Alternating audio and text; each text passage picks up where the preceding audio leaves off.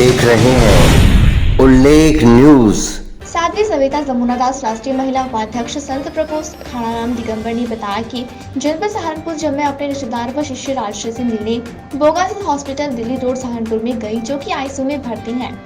जब मैंने हॉस्पिटल में भर्ती मरीज राष्ट्र से वार्ता की तो मरीज राष्ट्र ने कहा कि गुरुमा, यहाँ के हॉस्पिटल की व्यवस्था हालत बहुत खराब है। यहाँ पूरी रात लाइट नहीं थी, पीने का पानी भी नहीं था और गंदगी के कारण मेरा दम घुट रहा था। ऐसा लग रहा था कि मैं अब मरने वाली हूँ। ये बात राष्ट्रीय ने साध्वी सविता जमुना दास को बताई। साध्वी जमुना दास ने जब हॉस्पिटल के चारों ओर गंदगी पड़ी हुई देखी तो ना ही आईसीयू में पंखा ना ही कूलर था, व्यवस्था बहुत ही खराब थी और ना ही साफ सफाई थी, जिसे देखकर साध्वी सविता जमुना दास ने डॉक्टर शिल्पा से बात की और शिकायत तो शिल्पा ने उन्हें उल्टा जवाब साध्वी सविता जमुना दास को दिया और कहा कि आप होती कौन हो हमसे ये सवाल करने वाली। साध्वी सविता जमुना दास ने जब वहां की वीडियो बनानी चाही तो वहां की डॉक्टर शिल्पा व उनके अन्य स्टाफ ने उनका फोन छीन लिया और उनके साथ अभद्र व्यवहार किया, यहाँ तक कि उनके साथ हाथापाई पर गाली गलौज भी की गई। साध्वी सविता जमुना दास ने बताया कि उनके हाथ में बहुत पेन है। इसके बाद प्रार्थी 112 पर कॉल कर सूचना दी। सूचना पर मौके पर पहुंची पुलिस ने वहीं पास में आवास विकास में तैनात चौकी इंचार्ज एसआई गुलाब तिवारी भी पहुंचे और सारी बात की जानकारी साध्वी सविता जमुना दास से ली और जानकारी लेने के कुछ देर बाद उन्होंने उल्टा साध्वी सविता जमुना दास को ही धमकाया और कहा कि आपको वीडियो बनाने का कोई अधिकार नहीं है, आप यहाँ से बाहर जाइए। साथ ही एसआई गुलाब तिवारी ने अभद्र व्यवहार भी किया। साध्वी सविता जमुना दास ने ये बात मीडिया को बताई कि उन्होंने एसएसपी व एसपी सिटी को ये बात बताना जरूरी समझा, पर उनका कहना था कि उन्होंने कॉल की लेकिन कॉल रिसीव नहीं की गई। मजबूरन साध्वी सविता जमुना दास को डीआईजी प्रतिंदर सिंह को कॉल की और उनके पास ऑफिस जाकर एक प्रार्थना पत्र दिया गया। यहाँ पे कह रही है ट्रीटमेंट तो देखो, वहाँ पे लाइट तक की नहीं है। कब वहाँ पे वो बता रही है राशि जी कि रात में लाइट चली गई तो सिर्फ एक बल्ब जला और पंखा कोई नहीं है। यहाँ एक कूलर रखा हुआ था, वहाँ उस जगह पे एक कूलर रखा था, वो कूलर उनके पास रख दिया और वहाँ जा करके देखो कोई पंखा भी नहीं है, कोई व्यवस्था नहीं है। इतनी गर्मी हो रही है, वहाँ पे घुटन हो रही है और गंदगी का तो आलम मत पूछो। इतनी गंदगी है, चिपचिपा हो रहा था। चप्पलें तक भी आईसीयू रूम में हर कहीं चप्पलें भी बाहर के लोगों के लिए अलग होती हैं। वहाँ पे कोई व्यवस्था नहीं है। कोरोना का समय चल रहा है, मोदी जी बार बार कहते हैं कि भाई स्वच्छता अभियान चलाइए, स्वच्छ बनाइए, देश को स्वच्छ बनाइए। ये देखो इनका जो रूम है, आईसीयू रूम बनाया हुआ है जिसे इंटेंसिव केयर कहते हैं। वहाँ इंटेंसिव केयर इतना है कि जो ये बेड है ना, बेड पे भी ब्लड लगा हुआ है। चादरें इतनी गंदी मैली कुचली हैं, दीवारें फंगस में हैं और नीचे सब जगह गंदगी और बेड इतने सटा के बेड हैं कि एक दूसरे के पास और गंदगी इतनी नीचे चिपचिपापन। और जो यहाँ पे इंस्ट्रूमेंट जिससे रखे हैं वो भी चिपचिपा पड़ा है, वो भी सफाई नहीं है। कूलर रखा है। अभी हमारे सामने जब हमने बोला तो ये लोग हमको बोलते हैं कि क्या कहते हैं, आप बाहर जाइए, यहाँ पे अलाउड नहीं है। ये कौन बोल रहा था आपको? यही लोग बोल रहे हैं। डॉक्टर शिप्रा ने भी कहा, वो कहते हैं नहीं, यहाँ पे मीडिया अलाउड नहीं है और आप बाहर जाइए। पेशेंट को करे, पेशेंट को जब तकलीफ नहीं थी, जब तुम कह रहे थे कि पैसे दिए बगैर तुम एडमिट नहीं करोगे पूरे। अगर कोई गरीब आदमी आता है, उसको पूरे पैसे नहीं है, वो कह रहे हैं मैं सुबह आके दूंगा, मैं दे दूंगा पूरा, तो क्या इलाज नहीं शुरू होगा? क्या यही मानव धर्म है? हॉस्पिटल इसीलिए खोली जाती है और इतनी गंदगी के साथ कि एक स्टोर में भी स्वच्छता होती है, वो गोदाम बनाया हुआ है और अंदर से बंद किया है, जाने नहीं दे रहे हैं। तो स्टाफ का क्या रवैया रहा आपके साथ? स्टाफ का रवैया तो देखो, वो तो बेचारे पेइंग है, उन्हें तो जो पैसे मिलेंगे मालिक के से, तो वो मालिक के साथ ही व्यवहार करेंगे, वैसा ही करेंगे। तो वही उन्होंने हमारे साथ में किया, हम उनको क्या दोष दें? वो तो बच्चे बेचारे वो काम कर रहे हैं जो उन्हें कहा जाए, मालिकाना अधिकार पे बोल रहे हैं, वो तो बेचारे मालिक के फेवर में बोलेंगे, वो क्या करेंगे? तो कहते हैं यहाँ पे मूवी मत बनाओ, हमने थोड़ी सी बनाई है। तो कहते हैं यहाँ ना बनाओ, ये ना करो। हमारा फोन तक छीनने की कोशिश की गई। हमने उन्हें अपना परिचय भी दिया। तो आपका फोन किसने खींचा? आपका फोन किसने छीना? काफी, बस किसी का नाम क्या ले, किसी से हमारी जाति दुश्मनी नहीं है। हमारी दुश्मनी है इस गंदगी से, इस व्यवस्था से, यहाँ के डॉक्टरों से, व्यवस्था में कि अब तक मरीज की जो हालत है, आप इलाज कर रहे हो, अरे इलाज तो हर हॉस्पिटल्स में होगा, लेकिन ऐसा थोड़ी है कि आप पेशेंट को इतनी गंदगी में लगा दोगे। इतनी गंदगी, इतनी गर्मी, आप देखो कितनी इस समय भयंकर गर्मी हो रही है। वहाँ एक पंखा भी नहीं है और वहाँ पे 17-18 बेड हैं, 5-5 जुड़े हुए। आप जाकर के देखो, अंदर जाने क्यों नहीं दे रहे? फिर कह रहे हैं हमारी कंस्ट्रक्शन चल रही है। अगर आपकी कंस्ट्रक्शन चल रही है तो ये दुकान बंद कर देते ना अपनी। जब इनकी व्यवस्था पूरी हो जाती, जब पूरा आईसी रूम इनका ढंग से चालू हो जाता, व्यवस्थाएं पूरी हो जाती, जब इन्हें स्टार्ट करना चाहिए था ना, तो ये लुटाई किस लिए हो रही है, लोगों का बेवकूफ क्यों बनाया जा रहा है।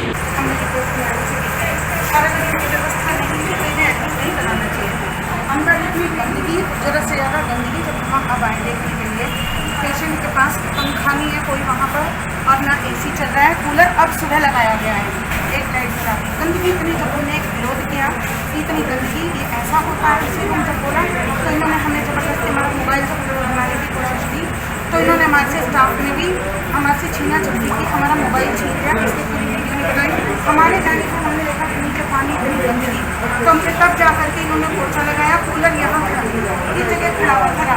अब दोपहर में उन्हें कूलर दिया गया है, कूलर भी इतना गंदा सड़ा चला, फंगस लगा हुआ, तब जाकर हमने कहा तो हमारे सामने तब इनकी जो सफाई कर्मचारी थी हमारे साथ छीना झपटी के, हमने बताया, परिचय भी दिया अपना, डॉक्टर चित्रा भी हमें कहती बाहर निकलने का, मैं नाम साथी हूँ, अखाड़ा राम दिगंबर से हूँ, मैं एक पत्रकार भी हूँ, मैंने कहा मैं राष्ट्रीय सलाहकार हूँ।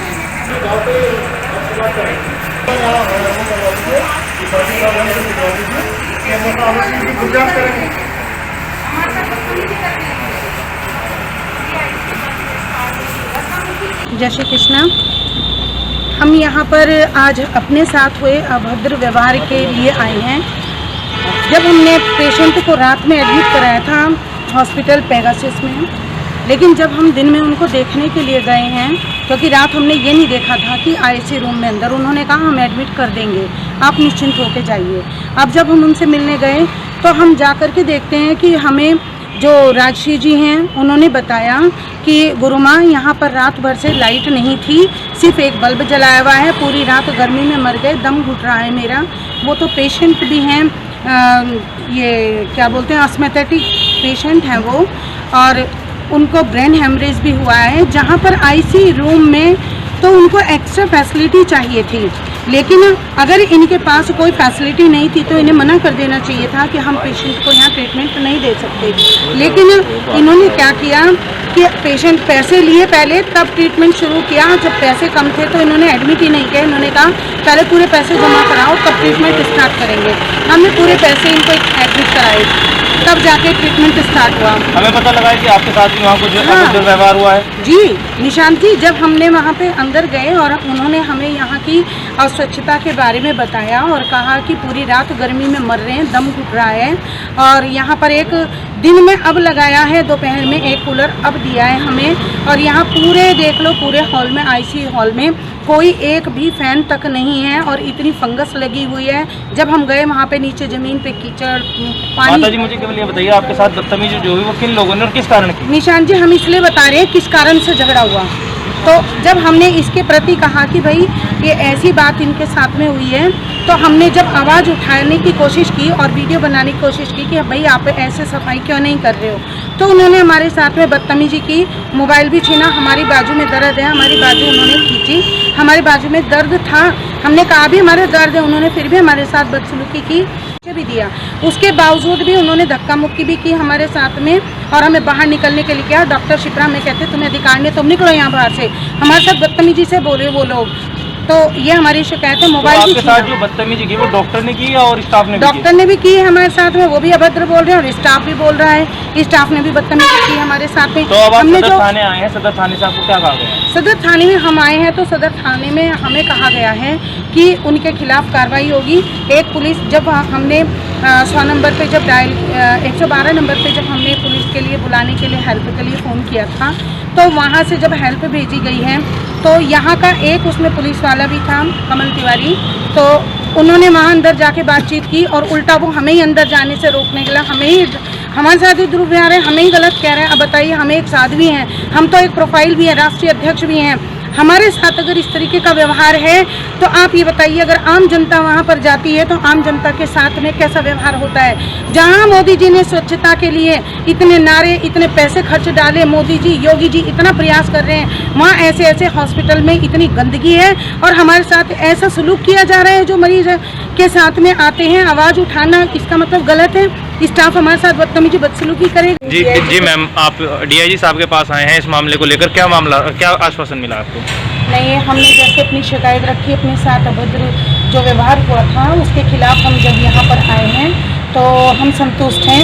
उन्होंने बहुत अच्छा, उनका स्वभाव भी है और पूर्ण संतुष्टि के साथ उन्होंने हमारी पूरी बात को सुना है। जो आक्रोश हमें था, लेकिन इनकी बातों को सुन करके हमें लगा कि वाकई में न्याय की व्यवस्था ऐसे ही लोगों के ऊपर चलती है। उन्होंने हमारी संतुष्टि के साथ पूरी बात सुनी, हम संतुष्ट हैं उनकी बातों से। कार्रवाई करने के लिए उन्होंने बोल दिया है कि उचित कार्रवाई करेंगे, ठीक। तो हम इस बात से संतुष्ट हैं।